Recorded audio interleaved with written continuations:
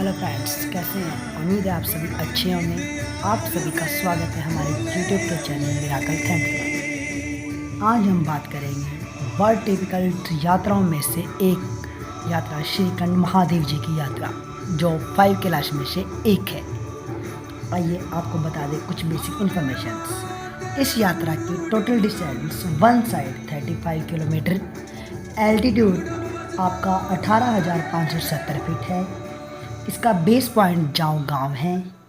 Best time साल के जुलाई to August month है और मोस्ट टिपिकल लेवल इस यात्रा का लास्ट के 5 to 7 किलोमीटर्स हैं। आइए स्टार्ट करते हैं हम।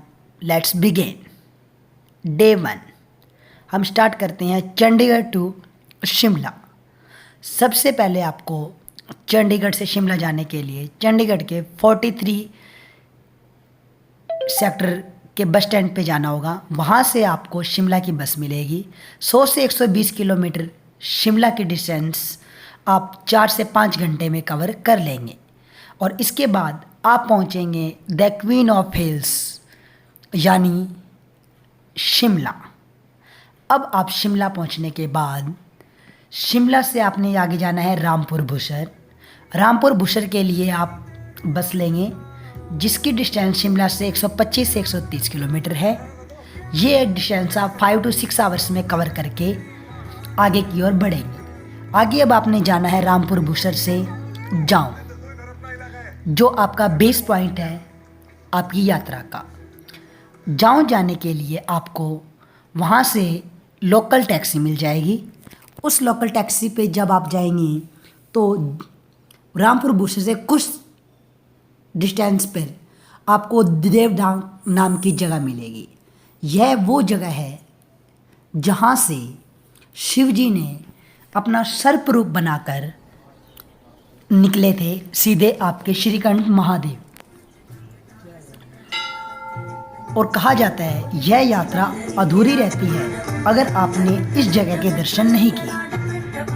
आप देवडांग जाकर इस गुफा में जाएं, उस जगह को ज़रूर देखें और फिर अपनी यात्रा आरंभ करें। और यह जगह इतनी प्रसिद्ध क्यों है?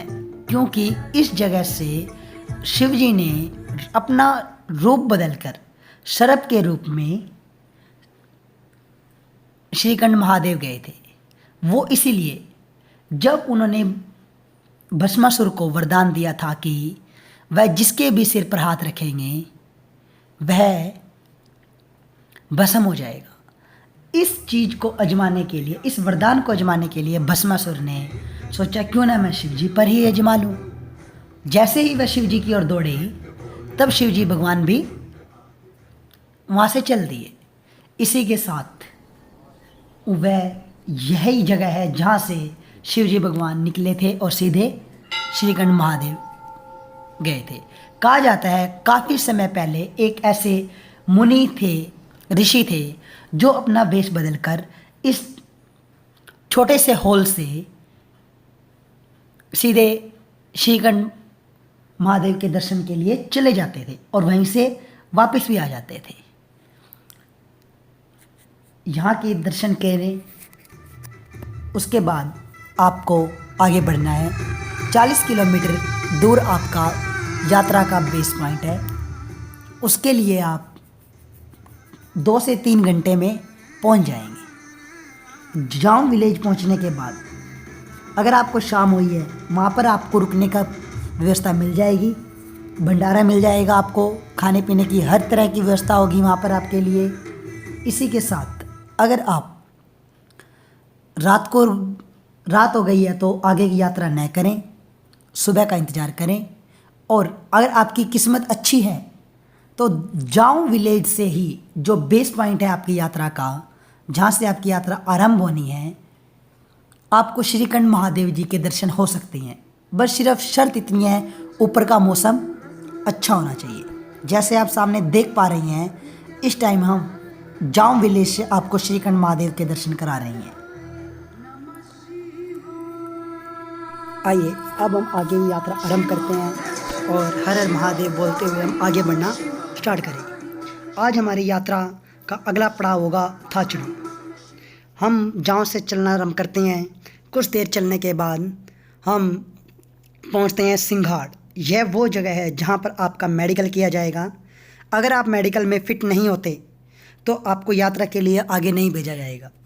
इसी के साथ अगर आप मेडिकल में फ़िट होते हैं तो फिर आपको यात्रा के लिए आगे प्रस्थान के लिए बोल दिया जाएगा। आप आगे बढ़ना स्टार्ट करें।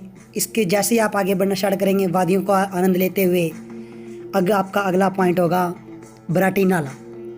बराटी नाला, यहाँ आपको खाने पीने की वस्तुएं मिल जाएंगी, आपको आराम करने की जगह भी मिल जाएगी। कुछ दूरी पर आप कुछ ना कुछ सेवन करते रहें, कुछ खाने का वस्तुएं रखें साथ और पानी की बोतल अवश्य रखें। वैसे ही जैसे ही आप बराटी नाला पहुँचते हैं, वहाँ पर आपके पास आयरन की स्टेप्स मिलेंगी आपको काफ़ी सारी, आपको वो क्रॉस करनी है। आप नीचे उतरेंगे आयरन की स्टेप से। स्टेप उतरने के बाद आपको बराटी नाला दिखेगा। बराटी नाला काफ़ी इंजॉयबल स्थान है। यहाँ पर नाला बिल्कुल आपके कॉर्नर पे होता है। आप इसके साथ साथ अपनी फ़ोटोएं ले सकते हैं और इन्जॉय कर सकते हैं। जैसे आप देख पा रही हैं हमारे साथी इन्जॉय करते हुए, साथ ही आप आगे की तरफ प्रस्थान करते रहें। आगे चलते चलते आपको 2 से 3 जगह टेंट भी मिल जाएंगे जहाँ पर आप रुक सकते हैं, थोड़ी देर विश्राम भी कर सकते हैं और 6 से 8 घंटे का सफ़र पूरा करके आप पहुँचते हैं थाचड़ू। थाचड़ू आपका मिड पॉइंट रहेगा। यहाँ पर आपको बहुत सारे टेंट मिलेंगे, खाने की वस्तुएं का पूरा बंदोबस्त है, सब चीज़ें आपको मिल जाएंगी वहाँ पर। और अगर आपको रात हो गई है तो आप यहाँ पर रुक भी सकते हैं। आपको बाद टेंट के साथ वहाँ पर कंबल भी मिल जाएंगे और आपको कोई भी दिक्कत नहीं होने वाली। अब आपको अगले दिन सुबह उठते हैं, आप फ्रेश होकर अपना एंजॉय के साथ भोले का जयकारा लगाकर आगे बढ़ना आरंभ करें। आगे बढ़ने के लिए आपका अगला पॉइंट होगा काली टॉप। काली टॉप पहुंचने के लिए आपको थाचड़ू से निकलने के बाद 3 से 4 पहाड़ ऊपर चढ़ने पड़ेंगे और साथ साथ बीच बीच में थोड़ा नीचे उतरना भी पड़ेगा। इसी के साथ जैसे आप आगे चलते रहेंगे, कुछ देर बाद आप 2 से 3 घंटे में काली टॉप पहुँचते हैं। काली टॉप पे जैसे ही आप पहुँचने लगेंगे आपको समतल एरिया दिखेगा। एक टॉप से आपको हसीन वादियाँ दिखेंगी और एक साइड आपको काला पत्थर दिखेगा। 1-2 पहाड़ ऐसे हैं जो प्योर काले पत्थरों से, पहाड़ों से बने हुए हैं। इसी के साथ आप नेचर का बहुत आनंद ले पाएंगे और अपने साथ साथ बीच बीच में देखते रहेंगे। हल्की हल्की बारिश लगातार होती रहती है। श्रीखंड की वादियाँ एक अलग ही नज़ारा शो होता है आपको वहाँ से। और इसी के साथ आप काली टॉप पर काली माता का माथा टेकें, वहाँ पर प्रसाद चढ़ाएं। अगर कुछ खाना है तो खाएं पिएं, फ़ोटोएं लें, अपने साथियों के साथ आनंद लें। चारों तरफ काफ़ी हाइट में होने के कारण आपको चारों तरफ का आनंद मिल सकता है। इसी के साथ आप आगे बढ़ना आरंभ करें। अब आपका अगला पॉइंट होगा भीमतलाई। कुछ देर में आप भीमतलाई पहुंच जाएंगे। भीमतलाई क्रॉस करने के बाद आप पहुंचेंगे कुंशा। कुंशा के बाद अगला आप पॉइंट होगा आपका भीमडवार। और आप जहाँ जहाँ इन स्थानों पर जाते रहेंगे, बीच बीच में आपको मोबाइल के नेटवर्क मिलते रहेंगे। कुछ जगह रहेंगे फिर चले जाएंगे। कम से कम आप अपने फैमिली या फ्रेंड्स के कंसर्न में रह सकते हैं। अगला पॉइंट आपका भीमडवार होगा। यह वो स्थान है जहाँ आपका रुकना आपको बहुत ज़रूरी है, अनिवार्य है, क्योंकि इसके आगे का रास्ता बहुत ही कठिन है। अगला पॉइंट आपका श्रीखंड महादेव होगा भीमडवार के बाद। यहाँ रुकना इसलिए भी अनिवार्य है क्योंकि आगे का रास्ता आप नाइट में कर नहीं सकते और साथ ही आपको श्रीखंड महादेव के दर्शन करके एक ही दिन में वापस भी आना है। ये 5 से 7 किलोमीटर काफ़ी हार्ड है, डिफ़िकल्ट वे है इस रास्ता का, इस यात्रा का। पिछले साल 2019 में 5 to 7 ग्लेशियर क्रॉस करके भक्त लोग महादेव जी के दर्शन कर पाए थे। यह यात्रा का सबसे हार्डेस्ट रास्ता है। यहाँ आपको सांस लेने में भी प्रॉब्लम हो सकती है। अगर किसी को कोई भी स्वास्थ्य रिलेटेड दिक्कत है तो वह अपना ध्यान स्वयं रखें और यहाँ पर जाने से पहले वहाँ की पुलिस सेवा आपसे पहले आपको नोट कर देती है, बता दिया जाता है कि आप अपने रिस्क पे जा रही हैं, इसमें कुछ होता है तो आप खुद ही जिम्मेवार होंगे। अब आप भीमडवार आराम कीजिए, आगे की यात्रा के लिए एक नई सुबह का इंतज़ार कीजिए।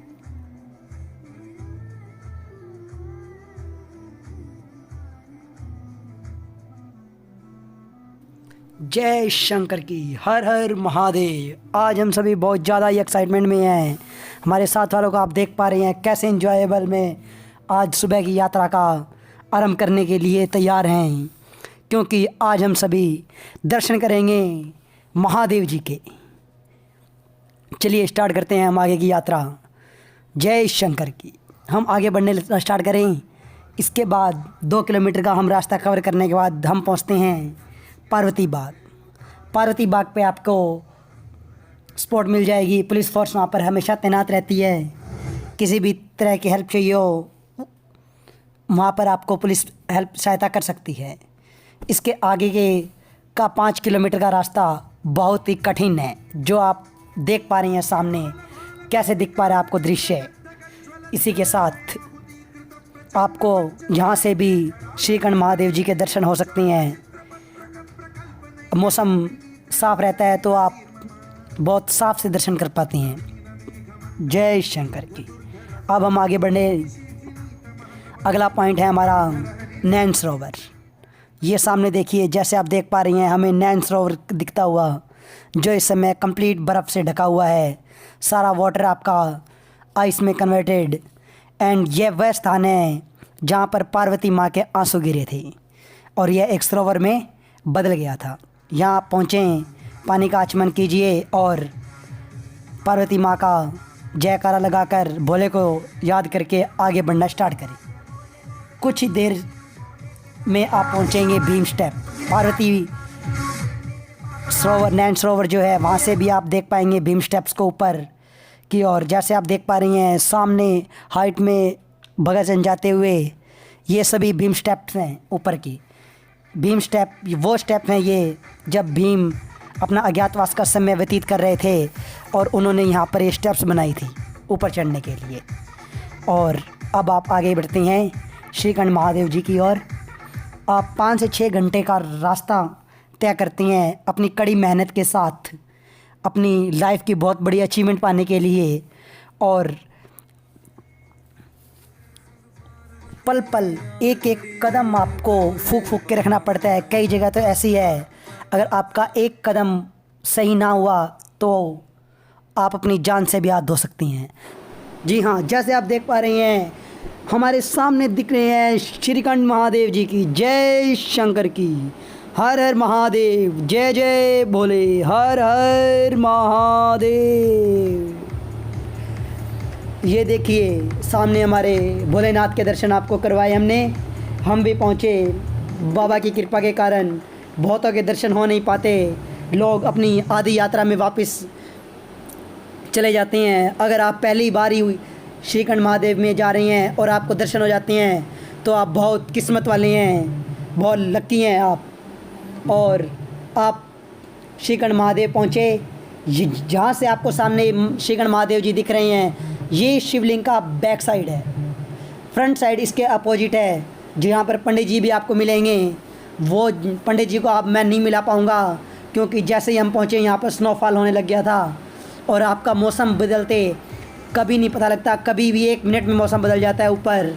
इसी के साथ आप यहाँ से किन्नौर कैलाश के भी दर्शन कर सकते हैं। अगर आपकी किस्मत बहुत ही अच्छी है तो कहा जाता है कि मौसम साफ़ और आपका का लक अच्छा रहा तो आप एक कैलाश के और दर्शन कर लेंगे, जो 5 कैलाशों में से एक है।